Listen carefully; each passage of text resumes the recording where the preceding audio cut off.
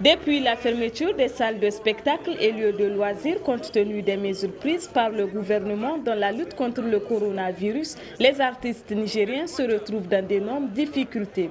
Car ne disposant pas d'autres sources de revenus, les fêtes, les festivals ou les lieux de divertissement constituent leur unique moyen financier ou matériel disponible en cas de nécessité. Moi, je parle aujourd'hui ici de ces laissés pour compte, de cette couche devenue vulnérable, de ces hommes et femmes qui apprennent en un jour qu'ils devraient cesser de travailler car ils peuvent propager les jeunes du virus vorace de cette maladie dénommée Covid-19. Je parle au nom de tous les artistes de notre chère patrie ici représentés par des délégués régionaux.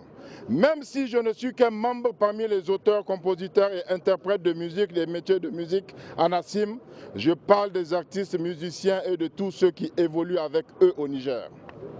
La musique est pour le musicien ce que l'argile est pour le potier. Il doit le transformer en peau et le vendre pour subvenir à ses besoins.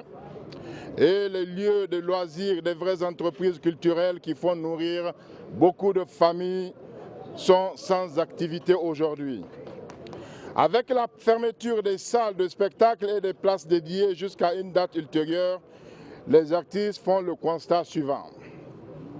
Apparemment, pour nos autorités, les lieux de loisirs sont les seuls endroits capables de propager le virus. Sans concertation, la décision est tombée pour couper notre souffle. Les artistes ont été pris au dépourvu et trouvent des difficultés énormes pour subvenir aux besoins de leur famille. Plusieurs parmi eux ont des crédits et sont incapables de payer leurs échéances de loyer et d'eau et d'électricité.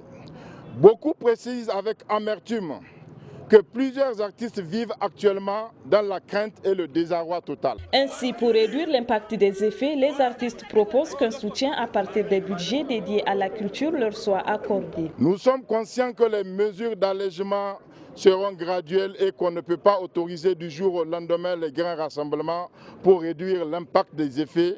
Nous proposons qu'on nous accorde un soutien à partir des budgets dédiés à la culture. Il demande toutefois qu'une loi qui protège, qui responsabilise les artistes et qui les épargne des difficultés soit élaborée, tout en espérant que leur carrière ne sera pas durablement compromise par la pandémie du Covid-19.